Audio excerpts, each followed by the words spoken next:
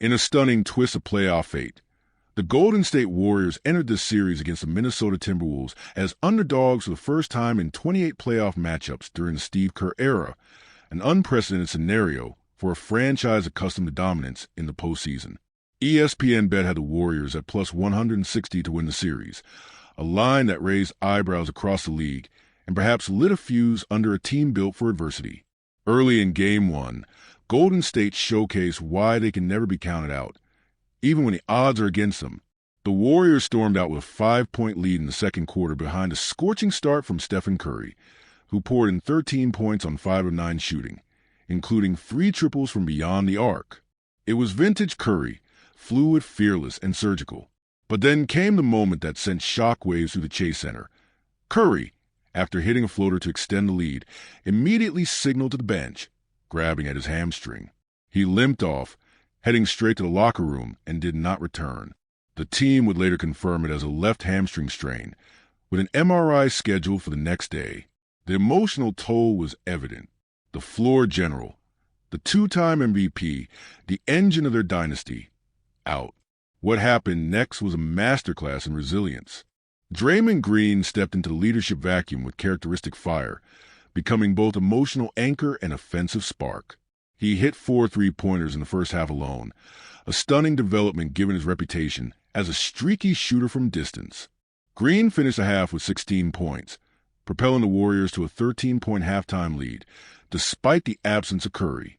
The Timberwolves, meanwhile, collapsed offensively, mustering just 31 first-half points, an alarmingly low total that hinted at rust hesitation and perhaps playoff pressure settling in too late. Golden State smelled blood, with the momentum in their favor. The Warriors pushed the pace in the third quarter. Anthony Edwards missed a jumper, and the Warriors quickly transitioned. Buddy Hield pulled up in rhythm and drained a 3. Hield, who had been the hero of Game 7 against the Rockets, continued his meteoric rise with a clinical performance from beyond the arc, finishing 5 of 8 from deep and tallying 24 points. The Warriors' lead ballooned to 20 as Minnesota continued to fumble their way through broken possessions and missed opportunities. They began the game 0-for-16 from 3 before Naz Reid finally ended the drought. It was symbolic of the Timberwolves' struggles all night, late, disjointed, and out of rhythm. Minnesota's frustration spilled over into the fourth quarter. Anthony Edwards, who was expected to be the offensive leader, had a rocky night. Despite scoring 23 points and grabbing 14 rebounds, he needed 22 shots to do it and was a dismal 1 for 5 from 3. His lone make from beyond the arc came with just under 3 minutes left in the game. The Timberwolves briefly cut the deficit to 10, but every time they made a run, Golden State answered. And more often than not, it was Buddy Hield who played the silencer. His final 3 late in the fourth extinguished Minnesota's last gasp. Golden State secured a 99-88 win, an emphatic statement in a series they were not expected to control.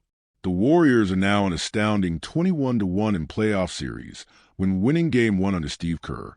Even without their brightest star, they executed with surgical precision, defended with purpose, and played with collective swagger of a team that refuses to fold. In the post-game press conference, Kerr offered a calm but concerned update. Curry was day-to-day, with more clarity to come after the MRI. Kerr emphasized the mental toll of losing a star mid-game, but praised the squad for stepping up. "You've got to move on," he said. "The guys did a great job of that. We got a great win. But the concern is real. Without Steph Curry, the road ahead becomes treacherous." Kerr and his staff are renowned for their tactical adaptability. He rolled out everything from a 1-3-1 zone to a 3-2 defense in this game, schemes rarely seen at the NBA level, all to neutralize Minnesota's rhythm.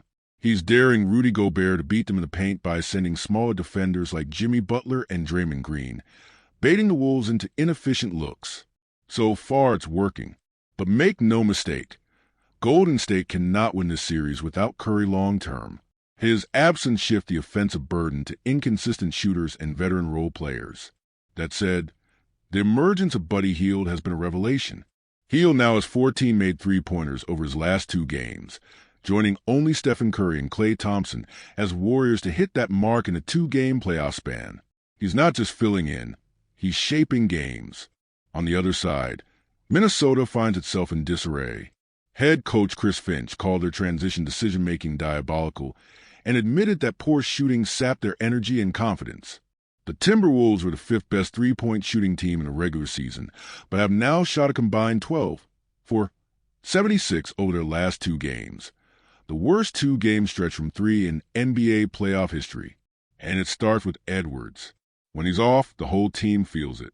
He wasn't facilitating, with only a handful of assists compared to double-digit numbers in prior playoff games. There was a visible dip in his engagement early. Despite the rebounding numbers and some second-half drives, the overall inefficiency and lack of impact from deep made him a non-factor when it mattered most. Minnesota's supporting cast did little to pick up the slack.